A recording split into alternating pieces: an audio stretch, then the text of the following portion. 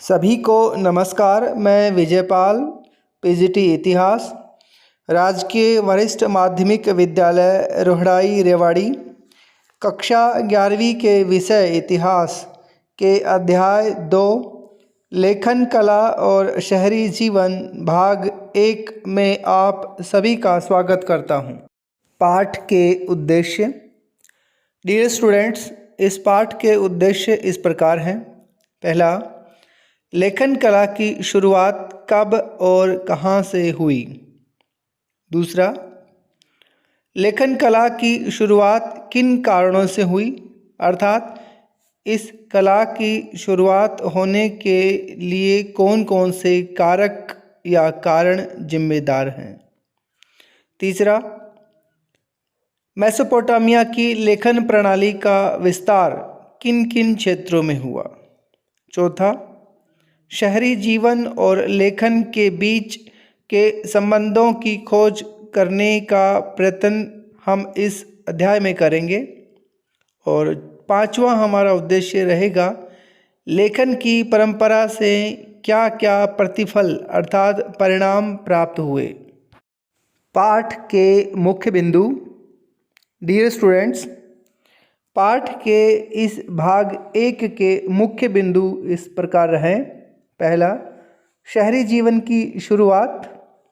दूसरा, मेसोपोटामिया में पुरातात्विक खोजें। तीसरा, मेसोपोटामिया और उसका भूगोल। चौथा, शहरीकरण का महत्व। और पांचवा, शहरों में माल की आवाजाही। शहरी जीवन की शुरुआत। डियर स्टूडेंट्स, यह हमारे पाठ के इस भाग का पहला बिंदु है जिसमें हम शहरी जीवन की शुरुआत के बारे में अध्ययन करेंगे। डियर स्टूडेंट्स, शहरी जीवन की शुरुआत मेसोपोटामिया में हुई थी। मेसोपोटामिया नाम यूनानी भाषा के 2 शब्दों से मिलकर बना है। मेसोस अर्थात मध्य और पोटेमोस अर्थात नदी। इस प्रकार मेसोपोटामिया मेसोस और पोटेमस 2 शब्दों से मिलकर बना है, जिसका अर्थ होता है 2 नदियों की बीच की भूमि। और ये 2 नदियां हैं दजला और फरात। जैसा कि आप इराक के इस मानचित्र को आप देख रहे हैं, इसमें ये दोनों नदियां हैं दजला और फरात। इन दोनों नदियों के क्षेत्र को ही मेसोपोटामिया कहा जाता है। मेसोपोटामिया की सभ्यता अपनी संपन्नता, शहरी जीवन, विशाल एवं समृद्ध साहित्य, गणित और खगोल विद्या के लिए प्रसिद्ध है। मेसोपोटामिया की लेखन प्रणाली और उसका साहित्य पूर्वी भूमध्य सागरीय प्रदेशों और उत्तरी सीरिया और तुर्की में 2000 ईसा पूर्व के बाद फैला, जिसके फलस्वरूप उस समस्त क्षेत्र के राज्यों के बीच आपस में और यहाँ तक कि मिस्र के फराहों के साथ भी मेसोपोटामिया की भाषा और लिपि में लिखा पढ़ी होने लगी थी। जैसा कि आप देख रहे हैं कि ये भूमध्य सागर का मानचित्र है और ये इधर ऊपर तुर्की, इधर पूर्व की ओर सीरिया और नीचे ये इजिप्ट या मिस्र है। इन सभी क्षेत्रों में मेसोपोटामियाई जो भाषा और साहित्य है उसका विस्तार 2000 ईसा पूर्व के आसपास हो गया था। लिखित इतिहास के आरंभिक काल में इस प्रदेश को, मुख्यतः इसके शहरी दक्षिण भाग को, सुमेर और अक्कद कहा जाता है। जैसा कि ये आप मानचित्र में देख रहे हैं, ये इराक का मानचित्र है और ये इसका दक्षिणी भाग है। सुमेर और अक्कद इस दक्षिणी भाग के एक शहरीकृत क्षेत्र है या इसके मुख्य शहर केंद्र है। 2000 ईसा पूर्व के बाद जब बेबीलोन एक महत्वपूर्ण शहर बन गया था, तब इस दक्षिणी क्षेत्र को बेबीलोनिया कहा जाने लगा था। लगभग 1100 ईसा पूर्व में जब असीरियाइयों ने उत्तर में अपना राज्य स्थापित कर लिया था, तब उस क्षेत्र को अर्थात मेसोपोटामियाई क्षेत्र को असीरिया कहा जाने लगा था। इस प्रदेश अर्थात मेसोपोटामिया की प्रथम ज्ञात भाषा सुमेरियन अर्थात सुमेरी थी, लेकिन धीरे धीरे 2400 ईसा पूर्व के आसपास जब अक्कदी भाषी लोग यहाँ आ गए, तब अक्कदी ने सुमेरी भाषा का स्थान ले लिया था। अक्कदी भाषा सिकंदर अर्थात अलेक्जेंडर के समय तक अर्थात 336 ईसा पूर्व से 323 ईसा पूर्व के बीच तक कुछ क्षेत्रीय परिवर्तनों के साथ यहाँ फैलती फूलती रही। 1400 ईसा पूर्व में धीरे धीरे अरामाइक भाषा का भी प्रवेश शुरू हुआ। यह भाषा अर्थात अरामिक भाषा हिब्रू से मिलती जुलती थी और 1000 ईसा पूर्व के बाद व्यापक रूप से बोली जाने लगी थी और आज भी इराक के कुछ भागों में यह बोली जाती है। मेसोपोटामिया में पुरातात्विक खोजें। मेसोपोटामिया अर्थात प्रेजेंट इराक में पुरातत्वीय खोजों की शुरुआत 1840 के दशक में हुई। वहाँ एक या दो स्थलों, उदाहरण के लिए उरुक और मारी, जैसा आप इस मानचित्र में देख रहे हैं, ये दो प्रमुख स्थल हैं, उरुक और मारी। यहाँ उत्खनन कार्य यानी कि खुदाई का काम कई दशकों तक चलता रहा। हालांकि भारत में इतनी लंबी और व्यापक खुदाई किसी भी स्थल में नहीं चली थी। इन खुदाइयों के फलस्वरूप आज हम इतिहास के स्रोतों के रूप में सैकड़ों की संख्या में इमारतों, मूर्तियों, आभूषणों, कब्रों, औजारों और मुद्राओं का ही नहीं बल्कि हजारों की संख्या में लिखित दस्तावेजों का भी अध्ययन कर सकते हैं। यूरोप वासियों के लिए मेसोपोटामिया इसलिए महत्वपूर्ण था क्योंकि बाइबल के प्रथम भाग अर्थात ओल्ड टेस्टामेंट में इसका उल्लेख कई संदर्भों में किया गया है। उदाहरण के लिए ओल्ड टेस्टामेंट की बुक ऑफ जेनेसिस में शिमार का उल्लेख इसका तात्पर्य है सुमेर जो ईंटों के बने शहरों की भूमि है उससे। यूरोप के यात्री और विद्वान मेसोपोटामिया को एक तरह से अपने पूर्वजों की भूमि मानते थे और जब इस क्षेत्र में पुरातात्विक खोज की शुरुआत हुई तो ओल्ड टेस्टामेंट के अक्षरशः सत्य को सिद्ध करने का प्रयत्न किया गया। 19वीं सदी के मध्य से जब से मेसोपोटामिया में पुरातत्वीय खोजों की शुरुआत हुई, तब से अतीत की खोजें या अतीत को खोजने का जो उत्साह है उसमें कभी किसी प्रकार की कोई कमी नहीं आई। उदाहरण के लिए 1873 में एक ब्रिटिश समाचार पत्र ने ब्रिटिश म्यूजियम द्वारा शुरू किए गए खोज अभियान का खर्च उठाया, जिसके अंतर्गत मेसोपोटामिया में एक ऐसी पट्टिका अर्थात टैबलेट की खोज की जानी थी जिस पर बाइबल में उल्लिखित जल प्लावन अर्थात फ्लड की कहानी का अंकन किया हुआ था। बाइबल के अनुसार यह जल प्लावन अर्थात फ्लड पृथ्वी पर संपूर्ण जीवन को नष्ट करने वाला था, परंतु परमेश्वर ने जल प्लावन के बाद भी जीवन को पृथ्वी पर सुरक्षित रखने के लिए नोआ नाम के एक मनुष्य को चुना। नोआ ने एक बहुत विशाल नाव बनाई और उसमें सभी जीव जंतुओं का एक एक जोड़ा रख लिया और जब जल प्लावन हुआ तो बाकी सब कुछ नष्ट हो गया पर नाव में रखे सभी जोड़े सुरक्षित बच गए। ऐसे ही जल प्लावन की कहानियाँ विभिन्न समाजों में सुनने को मिलती हैं। 1960 के दशक तक यह समझा जाने लगा कि ओल्ड टेस्टामेंट की कहानियाँ अक्षरशः सही नहीं हैं, लेकिन ये इतिहास में हुए महत्वपूर्ण परिवर्तनों के अतीत को अपने ढंग से अभिव्यक्त करते हैं। हालांकि धीरे धीरे तकनीक अधिक उन्नत होती गई और नए नए पहलुओं पर ध्यान दिया जाने लगा, यहाँ तक कि आम लोगों के जीवन की भी परिकल्पना की जाने लगी। हालांकि बाइबल की कहानियों की अक्षरशः सच्चाई को प्रमाणित करने का काम धीरे धीरे गौण होता चला गया। मेसोपोटामिया और उसका भूगोल। डियर स्टूडेंट, यह हमारे इस भाग का अगला बिंदु है जिसमें हमें यह जानना है कि मेसोपोटामिया के अलग अलग क्षेत्रों में किस किस प्रकार का भौगोलिक क्षेत्र है और उनकी क्या क्या खास बातें हैं।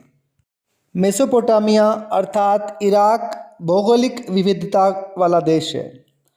इसके पूर्वोत्तर भाग में हरे भरे ऊंचे नीचे मैदान हैं जो धीरे धीरे वनों से ढके पर्वत श्रृंखला के रूप में फैलते चले गए हैं। साथ ही यहाँ पर स्वच्छ झरने और जंगली फूल हैं। यहाँ अच्छी फसल के लिए पर्याप्त वर्षा हो जाती है। यहाँ 7000 से 6000 ईसा पूर्व के बीच खेती शुरू हो गई थी। उत्तर में ऊंची भूमि है जहाँ स्टेपी घास के मैदान है। यहाँ पशुपालन खेती की तुलना में आजीविका का अधिक अच्छा साधन है।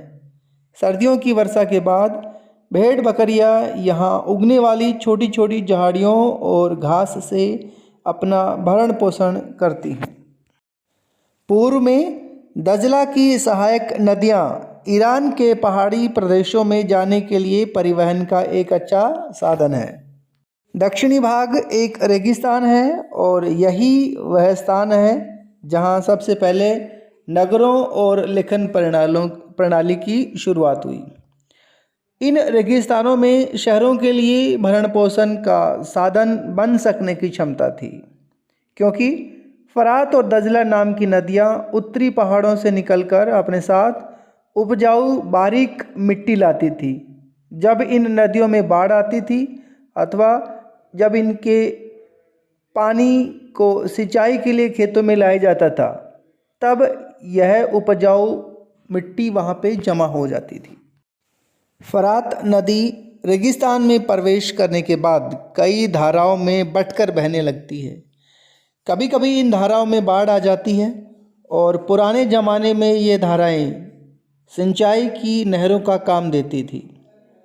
इनसे आवश्यकता पड़ने पर गेहूं, जौ और मटर या मसूर के खेतों की सिंचाई की जाती थी।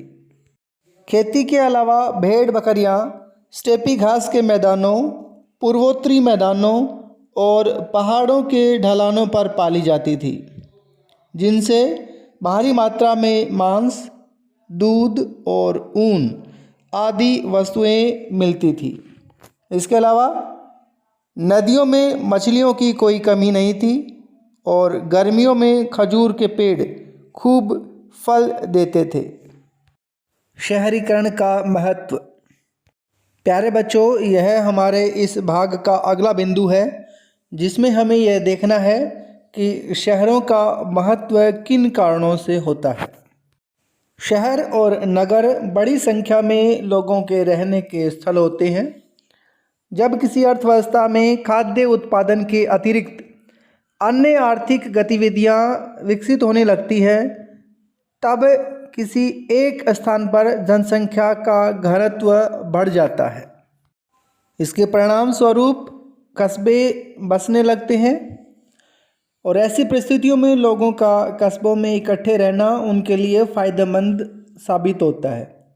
विशेषतः इसलिए क्योंकि शहरी अर्थव्यवस्था में खाद्य उत्पादन के अलावा व्यापार, उत्पादन और तरह तरह की सेवाओं की भी महत्वपूर्ण भूमिका होती है।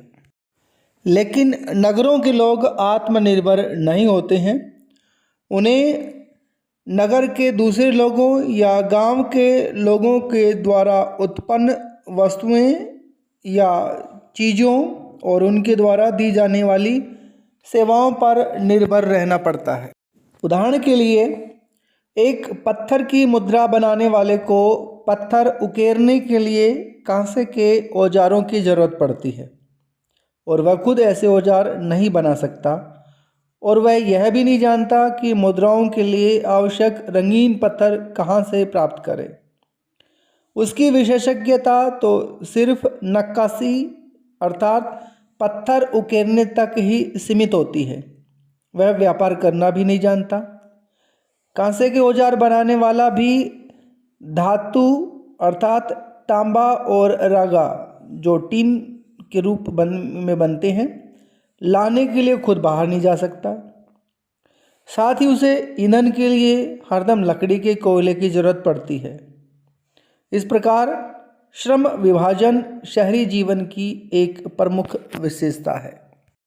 इसके अलावा शहरी अर्थव्यवस्था में एक सामाजिक संगठन का होना भी जरूरी है, अर्थात सामाजिक संगठन शहरीकरण की एक मुख्य विशेषता है, क्योंकि शहर में रहने वाले लोगों की सभी प्रकार की ज़रूरतें को व्यवस्थित करने, उनके लाने, उनके भंडारण करने, उनकी देखरेख करने और विभिन्न प्रकार के क्रियाकलापों में तालमेल बिठाना पड़ता था। इसके लिए कुछ लोग आदेश देते थे जबकि दूसरे लोग उनके आदेशों का पालन करते थे। इसी तरह कुछ लोग उनका हिसाब किताब लिखित रूप में रखते थे। वारकाशीर्ष इसी तरह का एक उदाहरण है। यह 3000 ईसा पूर्व उरुक नगर में स्त्री का यह शिर है जो सफ़ेद संगमरमर को तराश कर बनाया गया था। इसकी आँखों और बाहों में क्रमशः नीले लाजवर्द अर्थात लेपिस लाजुली और सफ़ेद सीपी और काले डामर अर्थात बिटुमन की जड़ाई की गई होगी। सिर के बीच या सिर के ऊपर एक खांचा बना हुआ है जो शायद गहना पहनने के लिए बनाया गया था। यह मूर्ति कला का एक विश्व प्रसिद्ध नमूना है। इसके मुख, ठोड़ी और गालों की सुकोमल सुंदर बनावट के लिए इसकी प्रशंसा की जाती है। यह एक ऐसे कठोर पत्थर में तराशा गया है जिसे काफ़ी दूरी से लाना पड़ा होगा। शहरों में माल की आवाजाही। प्यारे बच्चों, यह हमारे पाठ का अगला बिंदु है जिसमें हमें यह देखना है कि शहरों में माल की आवाजाही किन किन साधनों के द्वारा की जाती थी। मेसोपोटामिया के खाद्य संसाधन चाहे कितने भी समृद्ध रहे हों, लेकिन उनके यहाँ खनिज संसाधनों का अभाव था। दक्षिण के अधिकांश भागों में औजार, मोहरे अर्थात मुद्राएं और आभूषण बनाने के लिए पत्थरों की कमी थी। इराकी खजूर और पोपलार के पेड़ों की लकड़ी, गाड़ियाँ और गाड़ियों के पहिए या नावें बनाने के लिए खास अच्छी नहीं थी और औजार, पात्र या गहने बनाने के लिए वहाँ कोई धातु उपलब्ध नहीं थी। इसलिए हमारे विचार से प्राचीन काल के मेसोपोटामियाई लोग संभवतः लकड़ी, तांबा, रांगा, चांदी, सोना, सीपी अर्थात विभिन्न धातुएं और पत्थर, विभिन्न प्रकार के जो कीमती पत्थर हैं उनको पड़ोसी देशों जैसे तुर्की, ईरान अथवा खाड़ी पार के देशों से मंगाते थे। इन सभी सामानों के बदले मेसोपोटामिया के लोग इन पड़ोसी देशों को अपने यहाँ पैदा होने वाला कपड़ा और कृषि जन्य उत्पाद उन्हें काफ़ी मात्रा में निर्यात करते थे, क्योंकि इन पड़ोसी देशों के पास भले ही खनिज संसाधनों की कमी नहीं थी, मगर वहाँ खेती करने की गुंजाइश बहुत कम थी। शिल्प, व्यापार और सेवाओं के अलावा कुशल परिवहन व्यवस्था भी शहरी विकास के लिए महत्वपूर्ण होती है।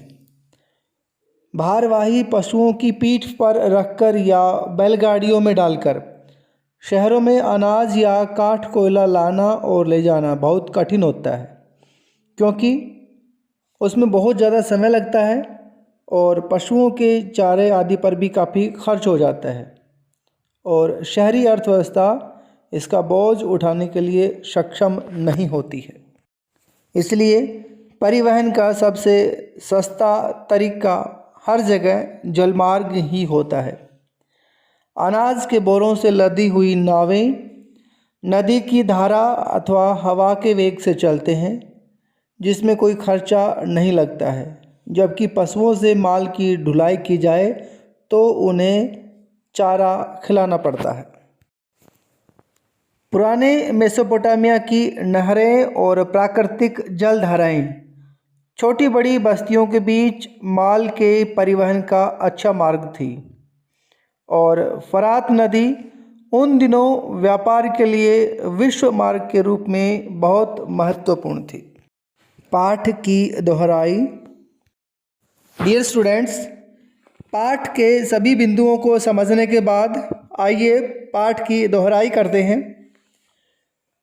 अब तक हमने पढ़ा है कि शहरी जीवन की शुरुआत मेसोपोटामिया अर्थात इराक में होती है।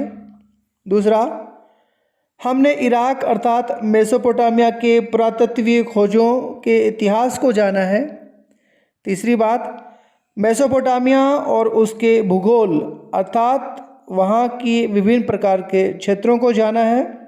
और चौथी बात, शहरीकरण के महत्व या खास बातों की जानकारी प्राप्त की है। और अगली बात, शहरों में माल की आवाजाही की प्रक्रिया को समझा है। गृह कार्य या होमवर्क। प्यारे बच्चों, पाठ के सभी बिंदुओं को समझने और पाठ की दोहराई करने के आधार पर आपको गृह कार्य के लिए कुछ प्रश्न दिए जा रहे हैं, जो इस प्रकार हैं। पहला प्रश्न, मेसोपोटामिया शब्द का अर्थ क्या है? किन दो नदियों से यह नाम बना है?